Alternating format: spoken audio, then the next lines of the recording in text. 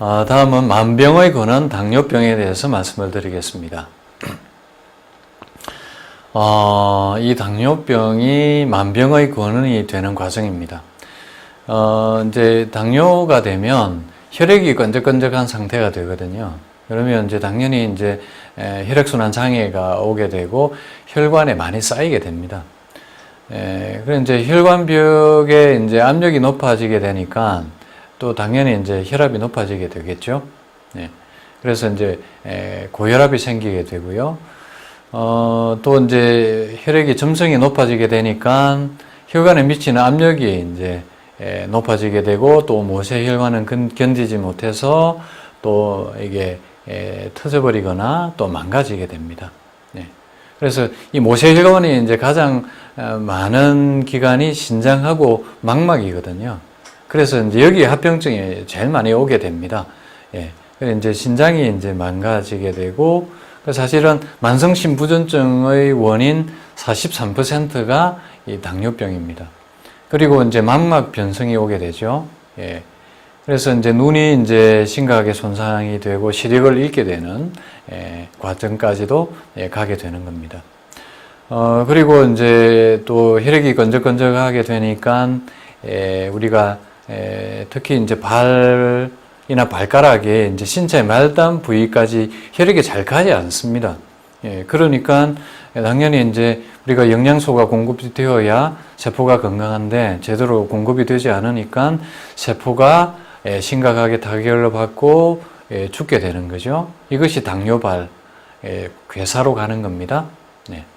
그리고 이제 또 흔한 합병증이 이제 신경병증인데 또 이제 신경병증이 또 이제 거의 당뇨 환자의 3분의 1에서 또 오게 되는 거죠.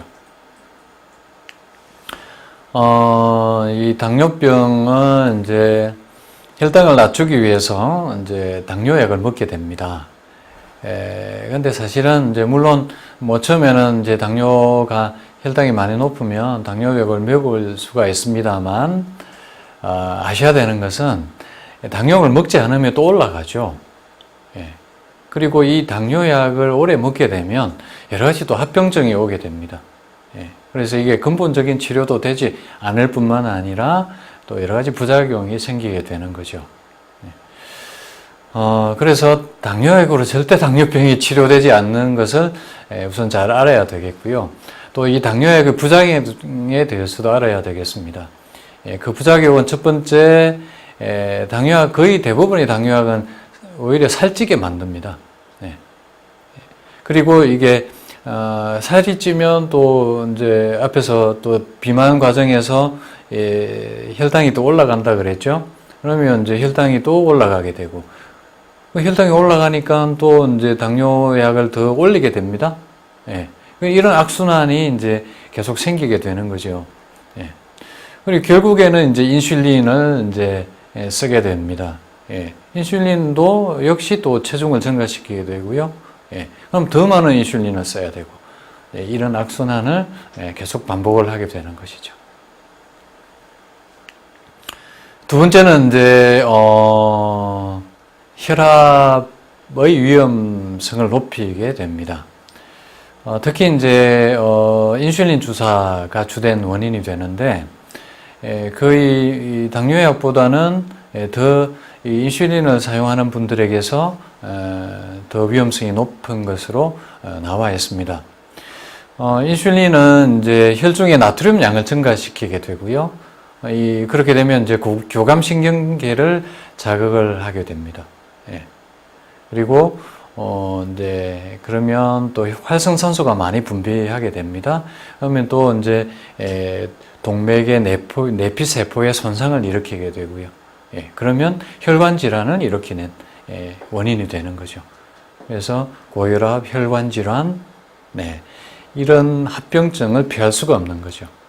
실제로 저를 찾아오는 많은 당뇨 합병증으로 주로 오시는데, 이분들이 이제 그런 과정을 거쳐서 이렇게 혈관 질환이 생겨서 오시게 되는 거죠. 실제로 이제 약으로 혈당을 낮추는 것이 심혈관 질환의 사망률을 더 높이는 것으로 조사된 결과가 있습니다. 이거는 미국에서 정부의 자금을 받아서 연구 프로젝트를 통해서 나온 것이 있습니다. 그런데 사실은 이게 제대로 공표되지 않은 것이죠.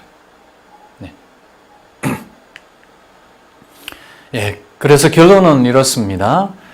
당뇨가 생겼을 때는 우리 몸의 대사 기능에서 심각한 장애가 생긴 것입니다. 우리 세포는 혈액에서 포도당을 더 받아들일 수 있는 상태가 안 되는 거죠. 그래서 이런 경우에 우리가 이 대사 장애가 심각하게 생긴 것은 대사를 바로 잡아서 해결을 해야 되는 거죠. 절대 약으로 해결할 수 있는 문제가 아닌 것입니다.